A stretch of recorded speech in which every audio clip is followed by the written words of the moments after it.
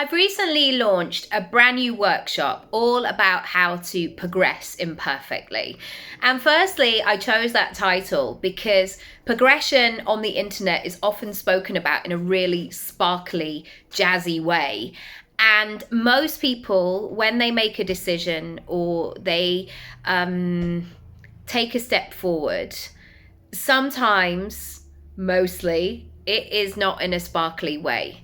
Sometimes it comes the morning after the night before. The night before where you've had a big cry, you've said that you can't do this in this way anymore, something's got to change, and then you wake up the next morning and you have that moment of, right, okay, I'm broken, I'm tired, I don't know which way to go first, but I am committed to making a start.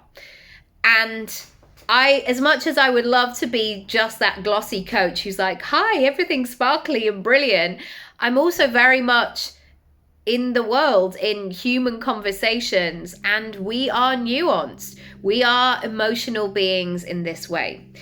So one of the exercises I give you in this brand new workshop is about really leaning into what you have.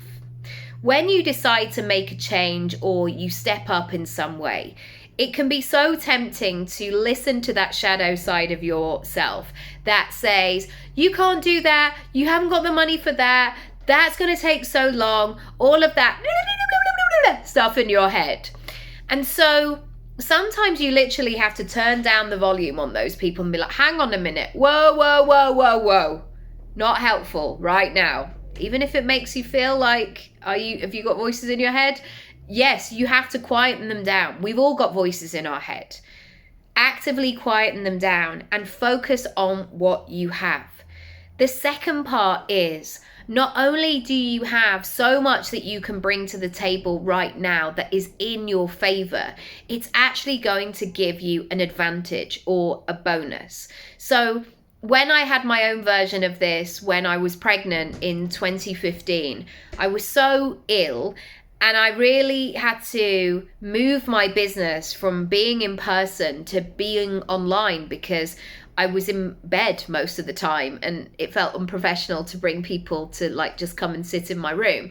So therefore what that meant was, okay, I can't go in person, but I've got a laptop. And with enough cushions, I can prop this up and make this work. I want to know how that lands for you today. And if you want to find out more, go to the free workshops tab on my website and sign up. It's free. Lots of love. Bye.